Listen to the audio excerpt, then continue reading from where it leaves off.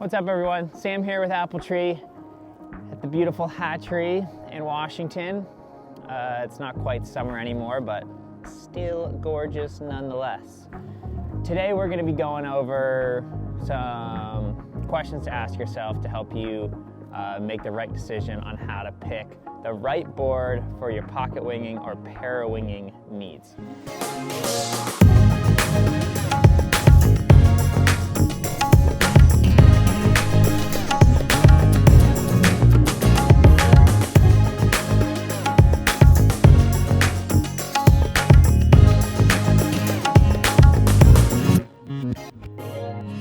So let's get right into it here. Break it down in a couple different categories. And this is something I've sort of thought about based on my experience riding these devices this summer, talking to other people that have as well. So you're gonna have, your light wind needs, and within that you're gonna have, whether or not you wanna have the ability to go upwind, or if you really just wanna use this as a pure downwinding tool. You get up, you pack it down, and you ride the bumps. So that's gonna be your light wind, upwind, yes or no, and then heavy wind, upwind, yes or no.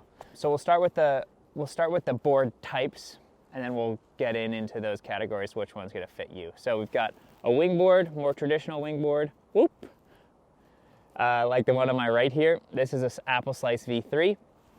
Then we have downwind board, like the one on my left here. This is a Skipper downwind. And then there would be something in the middle, more of a mid-lengthy, like a Skipper downwind prone or something like that, but I don't have it here today.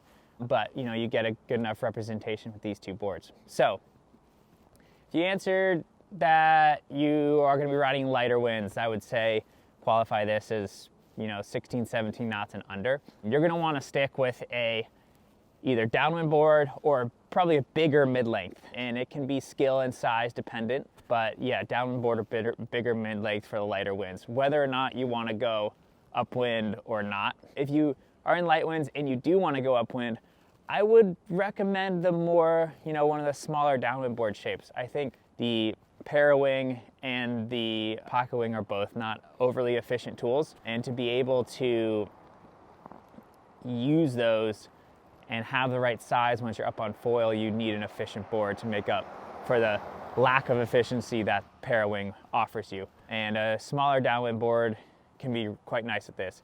Super fast through the water, gets you up on the right foil you want to ride, and you can just lap whatever, break you want to lap or little section of a river or a lake.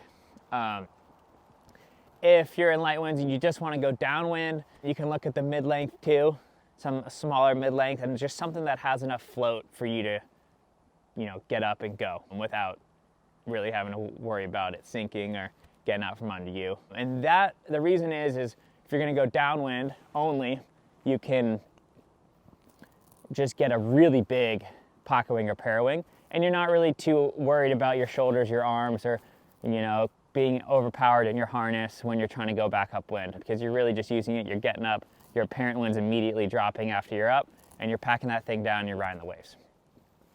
So for just quick conclusion on light wind, you want more downwind or bigger mid-length, and if you want to go upwind, I would go for a more downwindy shape or a higher volume mid-length, which smaller downwind, bigger mid-length, sort of the same board anyways.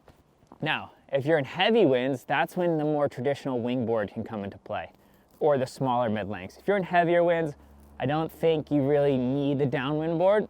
You can look at, a correctly sized mid-length or even a wingboard. If you do want to go upwind, however, I would look at the mid-length. Again, it has to do with, while there's plenty of wind to get you up on a wingboard, you'd probably be on a slightly bigger size than you really want to be with where the current iterations of these parawings and pocket wings are at, and then it makes going upwind harder. You're just overpowered, you're just fighting the thing the whole time, and having the correct size board, allowing you to be on the correct size parawing, makes your whole upwind experience so much easier, so much more fun. You can sail higher angles, you can lap it quicker, you can spend more time on the water. So in that use case, heavy winds, want to go upwind and lap something, I would recommend sizing yourself on a correct mid-length. You could look at our Apple Skipper Downwind Prone, Or if you're feeling patient enough for the summertime, there might be something that's coming out that's gonna be perfect for you. If you're in heavy winds and all you wanna go downwind, like myself, here in the gorge is almost a perfect place for that use case. I think the wingboard works great. Use whatever, wingboard you're most comfortable on and just add the Parawing or pocket wing to your quiver. These things have plenty of parasitic drag to get you up and going in heavy winds on a small board. That's a 50 liter, about $1.75, and that's what I rode all summer long. You definitely need to like 17, 18 plus to get going on sort of like stink bug start sinker, but once you're up, you pack that thing down, you're riding a tiny little board going downwind. It's so much fun. Pumps better, it turns better, it's a really good time. There are not that many places where you could probably go downwind on a tiny little board. It's super windy and just do it over and over again. I get that, but yeah, that's a unique one. Heavy wind, no desire to go upwind. The wingboard, smaller wingboard is probably a great option for you. Yeah, so those are the categories, and that's something to think about when you're looking at parawinging, pocket winging, which board to buy.